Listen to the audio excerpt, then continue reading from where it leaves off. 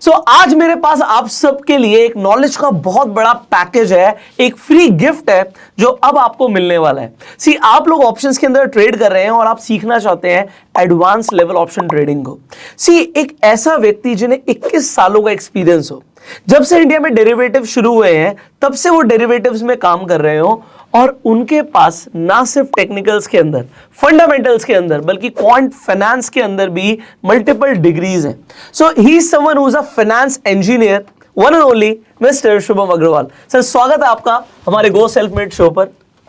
And आपको बुलाने का एक सबसे बड़ा मोटिव यह है कि बहुत सारे ऐसे लोग हैं जिन्हें लगता है कि अब हमें बेसिक नॉलेज हो गई है, पर अब हमें एडवांस लेवल पर जाना है। एंड जेन्युइनली स्पीकिंग, इंटरनेट पर आज की डेट में भी जो मुझे पता है अभी तक आपके बारे में और जितनी हमारी अभी तक बात हुई है, सो शुभम जी के साथ पिछले काफी टाइम से हम कनेक्टेड हैं। इनकी जो नॉलेज है पूरे इंटरनेट पर आपको कहीं नहीं मिलेगी। सो जो भी ये सिखाने वाले हैं, जो भी ये बताने वाले हैं, ये आप चेक कर लीजिएगा। इंडिया छोड़िए, वर्ल्ड लेवल पर भी आप कंटेंट चेक कीजिएगा। जो अब कंटेंट आएगा, ऐसा कंटेंट आपको पूरे इंटरनेट पे नहीं मिलेगा। एंड सबसे बड़ी बात, it is going to be a free content for you. So गलत बात नहीं होगी ऐसा बोलना कि लाखों, इनफैक्ट करोड़ों रुपए की नॉलेज आपको अब आने वाली वीडियोस में मिलने वाली है। बट पॉइंट ये है, एक मैं बता देता हूं सर के बारे में बिफोर ही स्टार्ट, बिकॉज जब ये शुरू करेंगे तो मैं इन्हें बिल्कुल नहीं रोकना चाहता। ये मैथमेटिक्स और फिजिक्स को बहुत ज्यादा यूज करते हैं स्टॉक मार्केट के अंदर। तो हो सकता है वीडियोस आपको उतनी एंटरटेनिंग ना लगे, क्योंकि हमारा पर्पस भी नहीं आपको एंटरटेन करना। उसके लिए आप जाके कोई कॉमेडी वीडियो देखिए, कोई गाना सुनिए। हमारा काम है आपको नॉलेज देना। तो वीडियोस में नॉट बी कि आपके हिसाब से बहुत एंटरटेनिंग, पर ये इंफॉर्मेटिव बहुत होंगी, इसकी गारंटी मैं भी ले सकता हूं। सो सर, आज मैं भी बहुत ज्यादा एक्साइटेड हूं, बिकॉज मुझे पता है जो आपके पास नॉलेज है, जो भंडार है नॉलेज का, वो अमेजिंग है। और इंडिया छोड़िए, यूएस तक की मार्केट के अंदर सर काम कर रहे हैं, कैनेडियन मार्केट में काम कर रहे हैं। सो बहुत कुछ आपको सीखने को मिलने वाला है। सो हम शुरू करेंगे सर। सो आज आप क्या सिखाने वाले, पहले आप लोगों को बताइए। पहले तो पुष्कर जी, धन्यवाद मुझे आपके शो में बुलाने के लिए जी। और जिस तरह से आपने इतना हाई नोट पे शुरू किया है मैं कोशिश करूंगा कि वो एक्सपेक्टेशंस को मैं एट पार रख पाऊँ। बट हैविंग सेड दैट, बहुत सारे लोग हैं जो फिजिक्स के कंसेप्ट को यूज़ करते हैं, एटलीस्ट यूएस में तो मैं जानता हूँ। इंडिया में बहुत ज़्यादा अवेयरनेस नहीं है इस चीज़ का, कि जबकि हम अगर आप जियोग्राफिकली देखेंगे तो इंडिया सबसे ज़्यादा इंजीनियर्स प्रोड्यूस करता है पूरे वर्ल्ड में। राइट। बट आई थिंक जो मिसिंग लिंक है वो ये है कि वो जो कंसेप्ट है पूरा इंजीनियरिंग का, उसको हम स्टॉक मार्केट से कैसे रिलेट करें, के ऊपर बहुत ज़्यादा हमारे कंट्री में काम नहीं हुआ। और मैं बहुत उम्मीद करूँगा कि ग्रेजुअली हमारे देश में भी जा कर के इस तरह का नॉलेज लोगों को दिखे। बट मुझे लगता है धीरे धीरे हम वहाँ पे बढ़ रहे हैं। तो बिल्कुल मैं कोशिश करूँगा जो आपने एक्सपेक्टेशन सेट की है वो मैं मैच करता हूँ। इनफैक्ट सर, आपका जो बैकग्राउंड है और जो आपकी जर्नी है वो भी बहुत इंटरेस्टिंग है। सो हम डेफिनेटली, बिकॉज अब हमारे पास टाइम काफ़ी है, हम लोगों को पैकेज में कंटेंट देने वाले, तो मल्टीपल वीडियोस रहेंगे आप सबके लिए। बट आप लोग भी सर का बैकग्राउंड, सर ने कहाँ से शुरू किया, कैसे पहुँचे और आज क्या क्या कर रहे हैं, तो you have a lot of inspiring stories to tell people.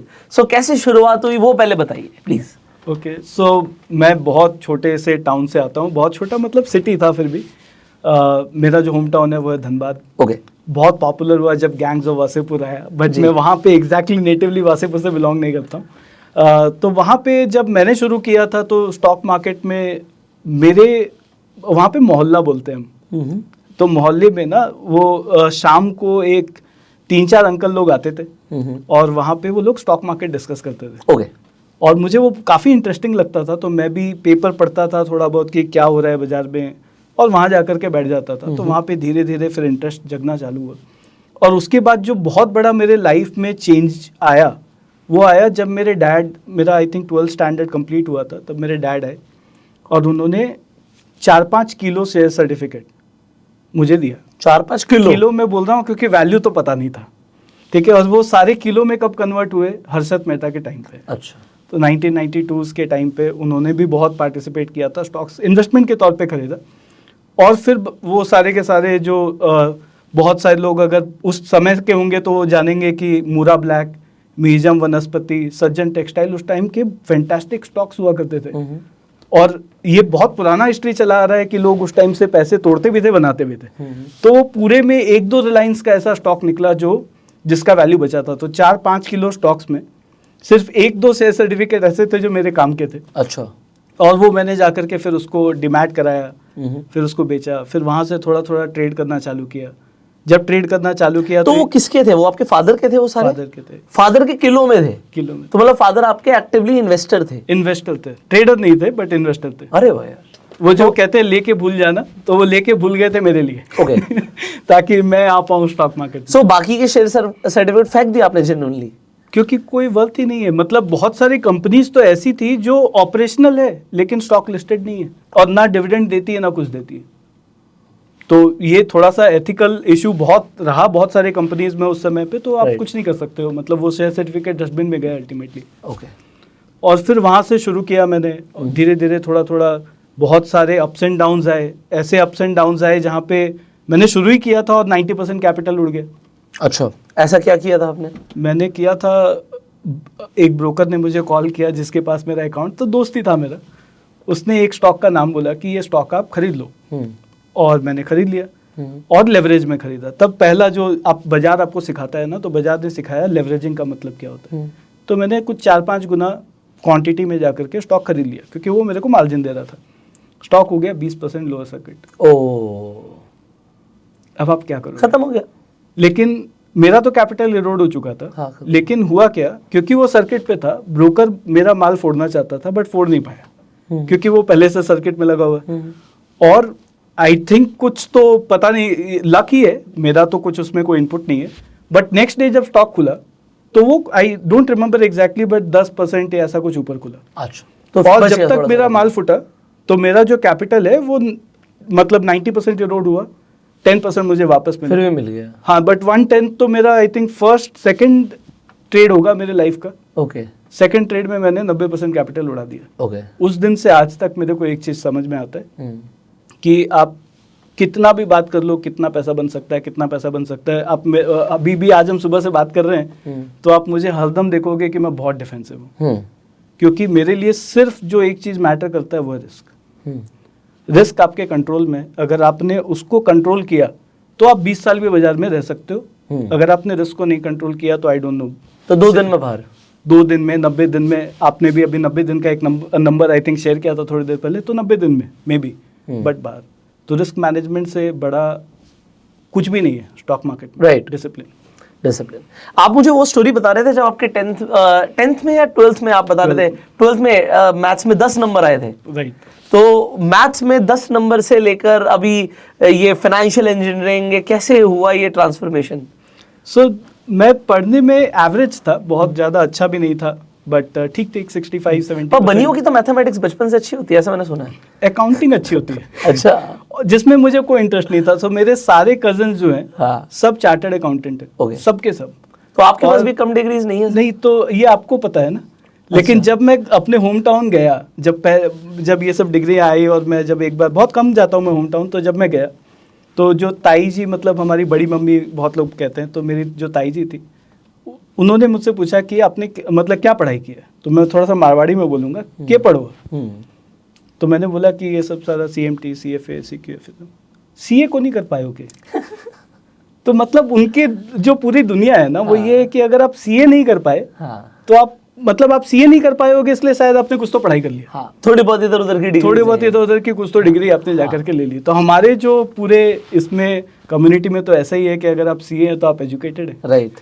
अब वो सोच बदल रहा है, लेकिन मैं जस्ट फॉर ह्यूमर बता रहा हूँ। लेकिन जनरली वहाँ पे उनको पता ही नहीं है कि और भी डिग्रियाँ हो सकती है।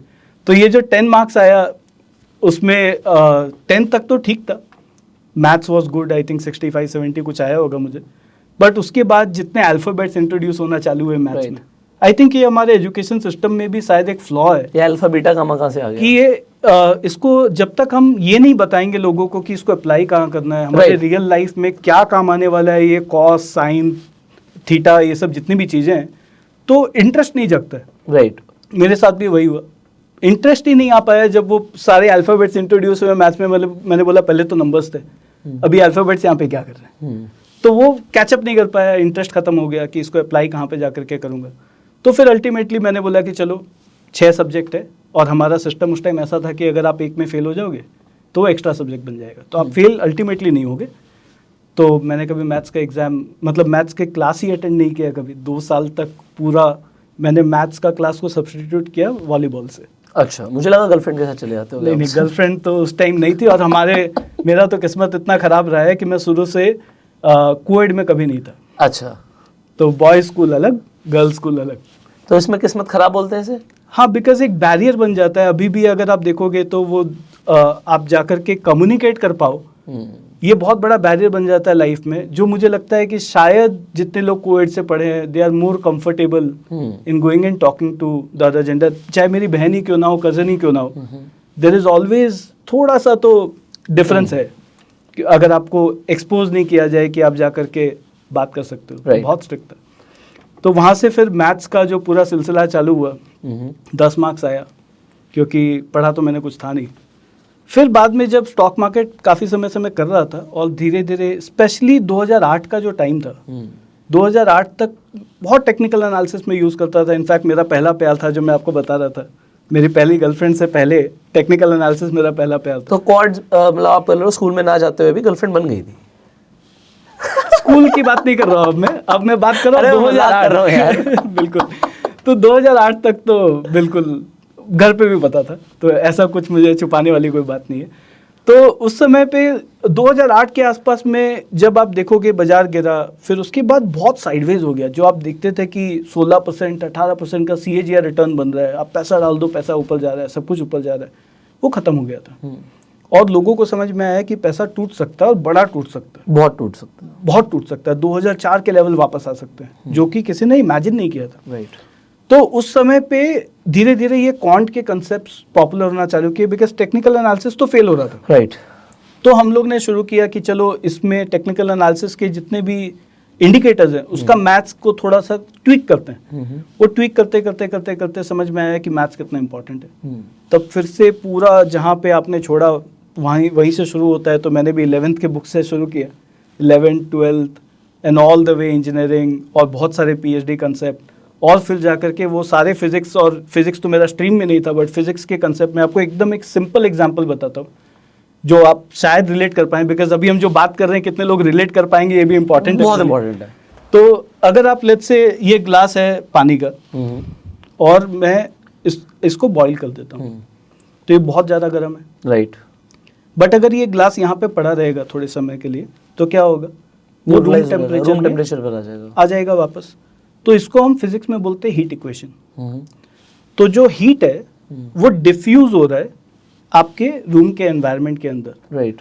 सिमिलरली जो बाजार में वोलेटिलिटी होता है, जो वोलेटिलिटी है, अल्टीमेटली एक्सपायरी वाले दिन क्या है, वोलेटिलिटी 0, राइट। तो वो डिफ्यूज हो रहा है। तो जो हीट इक्वेशन होता है और जो वोलेटिलिटी का डिफ्यूजन का जो इक्वेशन है वो बहुत सिमिलर है। तो जब आप इस तरह की चीज़ों के अंदर घुसोगे, तब आपके अंदर आई थिंक वो गूज़बम्प्स मुझे तो आया था कि ये कैसे हो सकता है कि ये ग्लास जो गर्म है, पानी जो गर्म है, वो जो डिफ्यूज हो रहा है, को आप स्टॉक मार्केट से जाके कैसे रिलेट कर सकते हो। और जब आप ये करना चालू करते हो तो पूरा दुनिया बदल जाता है, क्योंकि आप देखते हो कि रिजल्ट्स आर वेरी इक्विवेलेंट। आप एक सिस्टमैटिक ट्रेड कर रहे हो, आप कोई गट फील पे ट्रेड नहीं कर रहे हो, तुक्का नहीं लगा रहे हो, physics and mathematics based. Right. तो वो एक अलग ही दुनिया है जो अब धीरे धीरे आई थिंक पॉपुलर हो रहा है। एटलीस्ट यूएस में तो काफी पॉपुलर हो रहा है। तो एक्चुअली जो अब एल्गो का कल्चर है वहाँ पे तो बहुत ज्यादा पॉपुलर है, यहाँ पे अब शुरू हो रहा है। नहीं, एल्गो में डिफरेंस है। सो मैं थोड़ा सा यहाँ पे डिसएग्री करूंगा। बिल्कुल बताइए। सो एल्गो, अगर लेट्स से आप रोज सुबह उठते हैं, आई एम श्योर आप चाय पीते होंगे, आई डोंट नो, चलो कॉफी पीते होंगे, कुछ भी पीते होंगे। तो लेट्स से पूरी एटलीस्ट इंडिया में तो सब चाय पीते हैं। तो अगर आप चाय पीते हैं, रोज का आपका एक सेट मेथड होगा कि मैं इतना दूध डालूंगा, इतना पानी डालूंगा, इतना चाय पत्ती डालूंगा, इतना चीनी डालूंगा, और आप वही डालोगे रोज। वो एक प्रोसेस है, उसको बोलते हैं एल्गो। तो मैं अपना नाम रख लूं एल्गो चाय वाला, ठीक बात, राइट। तो बस एल्गो में से इतना एक और ऐड हो जाता है कि वो चाय भी खुद नहीं बनानी पड़ती। हाँ, तो अब इसमें कैसा है, मैं थोड़ा सा इसको रिफ्रेज करता हूँ। एल्गो का मतलब इंडिया में जो मैंने देखा है वो बहुत रिलेट करता ऑटोमेशन से, राइट। ऑटोमेशन। सो मैं बहुत सारे रिटेल क्लाइंट्स जो है हमारे, उनको मैं मिलता हूँ कि एल्गो में कुछ है क्या, एल्गो में पैसा बन सकता है क्या।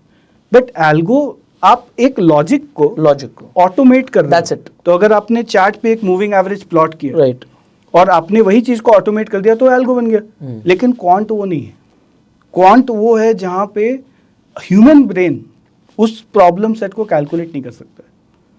और तब आपको मशीन्स का हेल्प लेना पड़ता है उसको जाके सॉल्व करने के लिए। मैं AI ML ये सब बहुत कॉमन टर्मिनोलॉजी, मेरे को नहीं लगता है कि ये सब सारी चीज़ें काम करती है, बट एटलीस्ट ऑप्टिमाइजेशन रूटीन्स बहुत ज़्यादा यूज़ होता है, फिजिक्स के कंसेप्ट बहुत ज़्यादा यूज़ होते हैं। तो ऐसा प्रॉब्लम जिसको हम क्वांटिफाई नहीं कर सकते हैं कि हम कैसे अचीव करें, जहाँ पे हमको मशीन का हेल्प लेना पड़ता है, तो मुझे लगता है उस तरह के एल्गोरिथम्स को मैं क्वांट बोलूँगा और बाकी सब मेरे लिए ऑटोमेशन है। ऑलराइट, काफी कुछ सीखने को मिलेगा सर आपसे।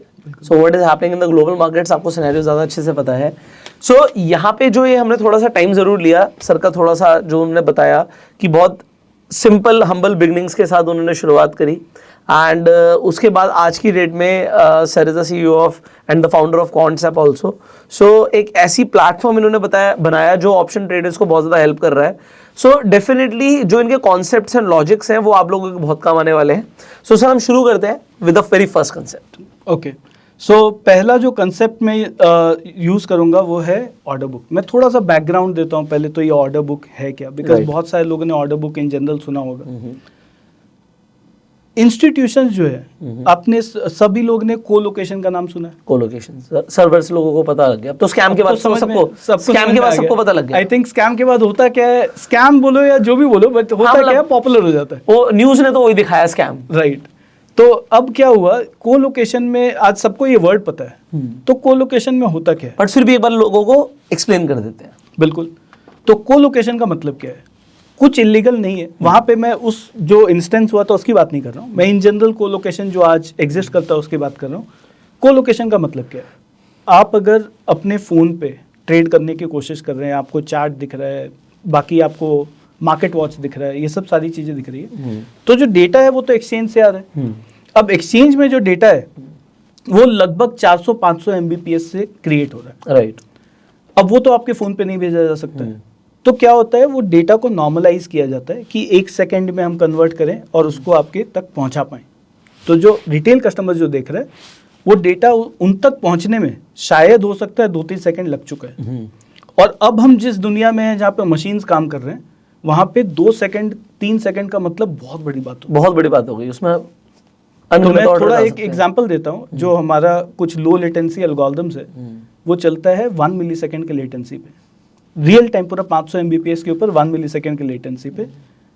जो पहले कहावत हुआ करती थी, पलक झपकते हो गया, बट सर पलक झपकने को ना 180 मिलीसेकंड लगता है।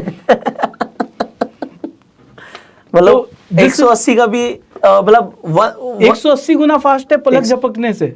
तो ये कहावत को बदलना पड़ेगा कि पलक झपकते हो गया नहीं, मतलब पलक झपकने में तो 180 बार हो गया, 180 बार हो गया।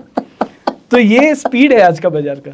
और ये मेरा एल्गोरिथम फास्टेस्ट है ऐसा भी नहीं है। हाँ। तो और भी लोग हैं जो नैनो सेकंड पे भी काम कर रहे होंगे, राइट। अच्छा। तो बाजार इतना फास्ट हो गया, आप तक डेटा आ रहा है, बहुत स्लो आ रहा है।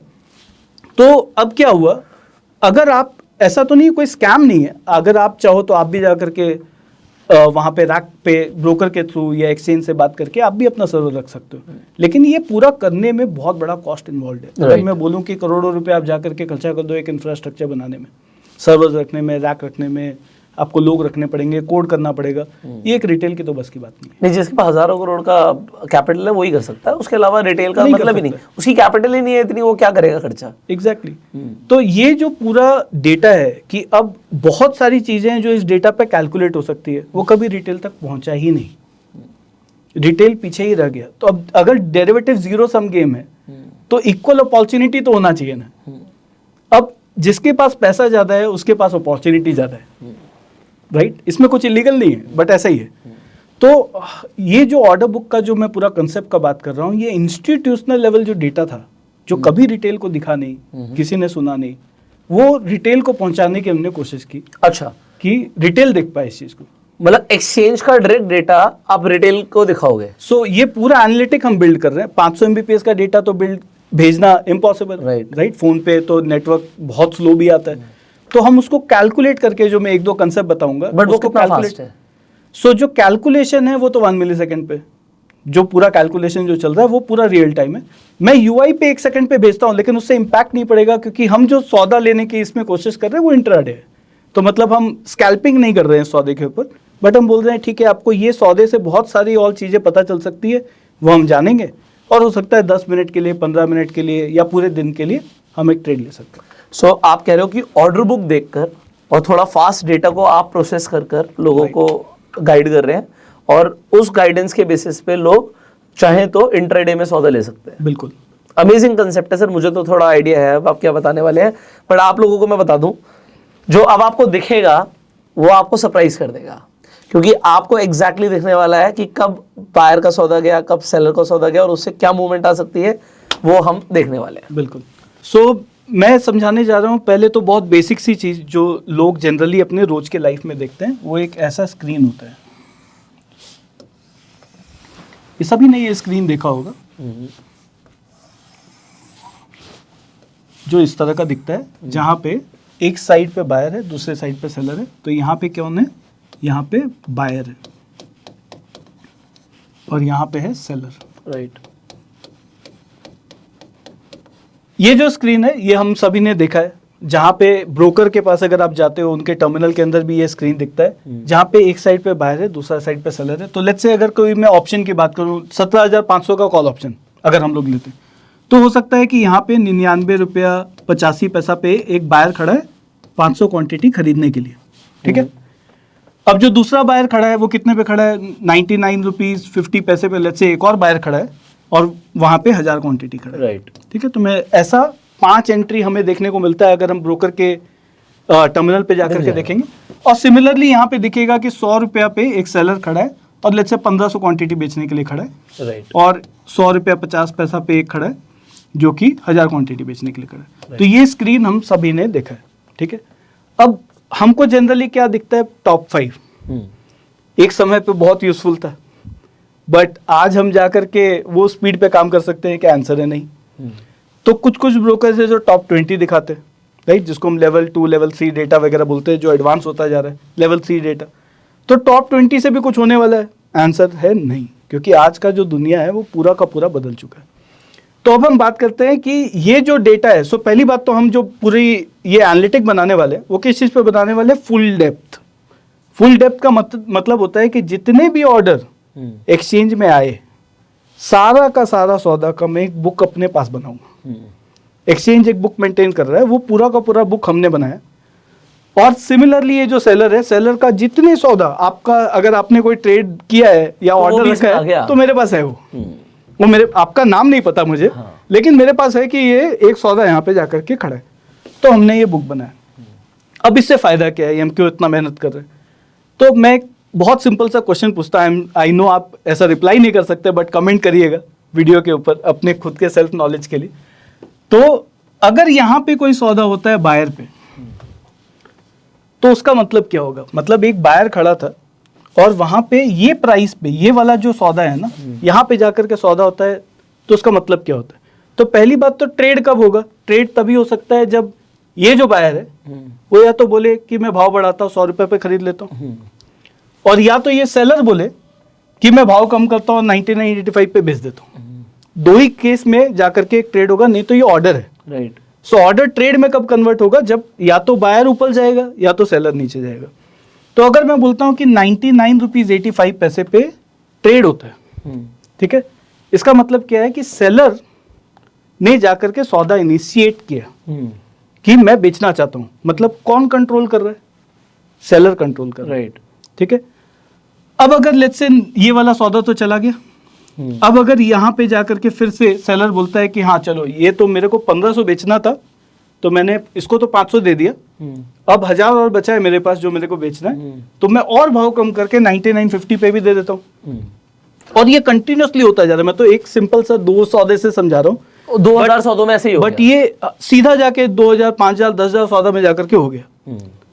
तो इसका मतलब क्या? बहुत सिंपल है। जो हम लोग बात करते हैं डिमांड सप्लाई, सबसे पहला स्टेप होता है डिमांड सप्लाई, राइट। तो सेलर को या तो कुछ पता है या तो उसको कन्विक्शन है, वो तो अपना पैसा डाल रहा है ना, और जाकर के वो सौदा बैठा रहा है कि जाकर के बेच दो। तो हम इसको बोलेंगे सेलर इनिशिएटेड ट्रेड, क्योंकि सेलर जाकर के ट्रेड को इनिशिएट कर रहा है, राइट। यही चीज अगर यहाँ के प्राइस पे होता है, इसका मतलब होता है बायर इनिशिएटेड ट्रेड, मतलब बायर भाव बढ़ा करके जाकर के सौदा ले रहा है। इतना सिंपल सा कंसेप्ट, कुछ कॉम्प्लिकेटेड हम लोग इसमें कर ही नहीं रहे। राइट। हम बोल रहे हैं कि हम ऑर्डर बुक मेंटेन कर रहे हैं सेलर ने बेचा तो सेलर इनिशिएटेड, बायर ने बढ़ा के खरीदा तो बायर इनिशिएटेड। इनिशिएट किसने किया, आगे कौन आ रहा है, इनिशिएट किसने किया? फ्रंट फुट पे कौन आ रहा है? अब 2-3 चीजें और हो सकती है जो हमको जानना जरूरी है। जब हम सौदा डालते हैं तब हम लेट्स से, अब हमको क्या चाहिए इसमें से, हमको चाहिए कोई ब्रेकआउट, राइट, या ब्रेकडाउन, ये हमको अल्टीमेटली खोजना है।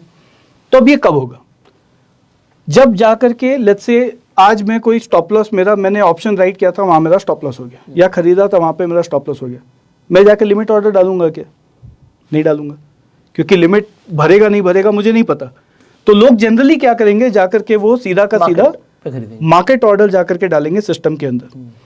तो जब मार्केट ऑर्डर डालेंगे तो यहाँ पे कहीं तो आपको दिखेगा ही नहीं, क्योंकि ये स्क्रीन में तो कभी आया ही नहीं वो सौदा। तो सीधा का सीधा अगर मुझे खरीदना है तो सीधा यहाँ पे हिट हो रहा है, यहाँ पे जो 1-2 पॉइंट्स है वहां पे जाकर के हिट हो रहा है, सौदा ले गया। आपको कभी स्क्रीन के अंदर दिखा नहीं कि मुझे खरीदना चाहिए, मतलब खरीदने के लिए कोई खड़ा था कि नहीं खड़ा था, बस सौदा हो गया।